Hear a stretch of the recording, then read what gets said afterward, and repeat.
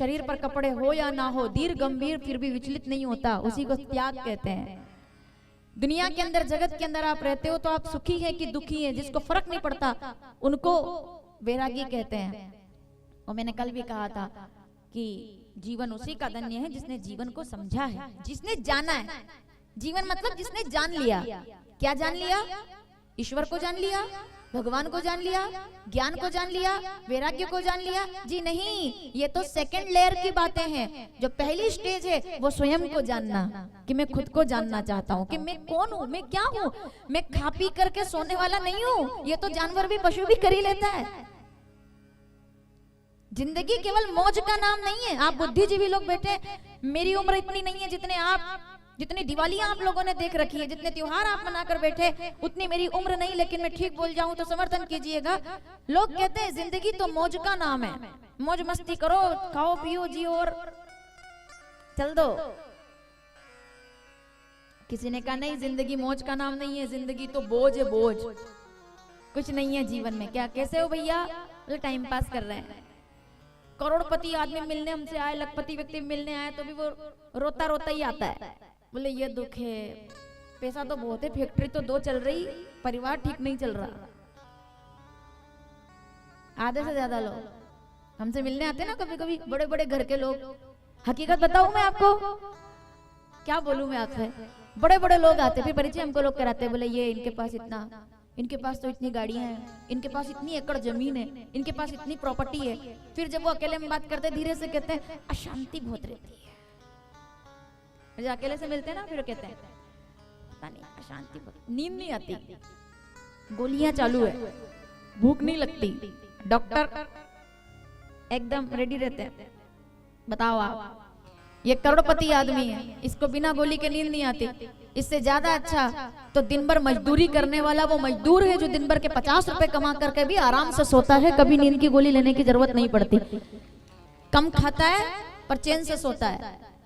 खेती करने वाला किसान है जिसके सामने पानी गिर जाए, फसल बर्बाद हो जाए, कितना भी दुख आ जाए तो भी राम कथा के पंडाल में बैठ करके मुस्कुराता है। उससे बड़ा करोड़पति आदमी और कौन होगा? क्योंकि उसने अपनी पूरी जिंदगी सौंप दी भगवान के हाथ में कि जो होगा देखा जाएगा, तू जाने तेरा काम जाने, मैं क्यों सिर पर इतना वजन रख करके घूमूं?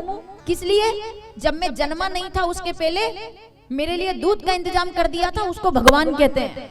मेरे जन्म लेने से पहले वो जानता था कि 6 महीने तक, 1 साल तक मैं कुछ खाऊंगा नहीं, तो वो माता के माध्यम से दूध की व्यवस्था कर सकता है। तो क्या मेरे जन्म लेने के बाद मेरे दाना पानी के लिए नहीं सोचा होगा? कुछ तो सोचा होगा उसने, कुछ तो विचारा होगा। एक बहुत अच्छा सा दोहा है, शायद मुझे थोड़ा थोड़ा याद है।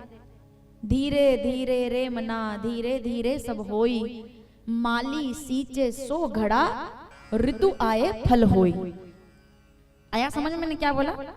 धीरे धीरे रे मना, धीरे धीरे सब होए, माली सींचे सो घड़ा। सीताफल का पेड़ है अभी जिधर मैं रहती हूँ, हमारे उत्तम जी के यहाँ, जहाँ हम लोग निवास करते हैं, साहू जी के यहाँ सीताफल का पेड़ है सर, है, लगा है ना। उसमें 100 घड़े रोज पानी डालो, फल आ जाएगा? बताओ माताओं। अरे इतना कंफ्यूजन में जवाब मत दो, सीधे सीधे बोलो कि हाँ या ना। अभी सीताफल के पेड़ में अगर मैं 100 घड़े रोज पानी डालूं तो क्या फल आ जाएगा? नहीं आएगा, है ना। लेकिन जब उसका ऋतु आएगी, जब उसका मौसम आएगा, तो चाहे मैं पानी डालूं या ना डालूं, क्या फल आएगा? जरूर आएगा। क्यों आएगा?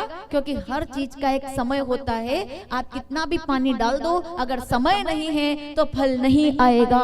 जो कार्य करेगा, जो कर्म करेगा, जो पुरुषार्थ करेगा, जो मेहनत करेगा, जो संघर्ष करेगा, उसको फल अवश्य मिलेगा। क्योंकि हर चीज का अपना एक समय है। समय के आगे इसका लोगों ने गलत मतलब निकाल लिया। बोले समय से पहले भाग्य से ज्यादा नहीं मिलता, तो कुछ मत करो, हाथ बंद करके बैठे रहो, कुछ मत करो, केवल राम राम राम राम राम राम करते रहो, सब काम हो जाएगा। कुछ ने कह दिया इधर से जल चढ़ा दो, उधर से जल चढ़ा दो, तुम्हारा काम हो जाएगा। और हम शुरू भी हो गए, हम देखा हो जाता होगा भाई, हमको लगा होता होगा, मुझे नहीं पता, लेकिन मुझे इतना पता है कि पूजा पाठ प्रार्थना सब तब काम करते हैं जब सामने करने वाला पुरुषार्थी हो, निकम्मा ना हो कि मैं कुछ नहीं करूंगा, सब तुमको करना है।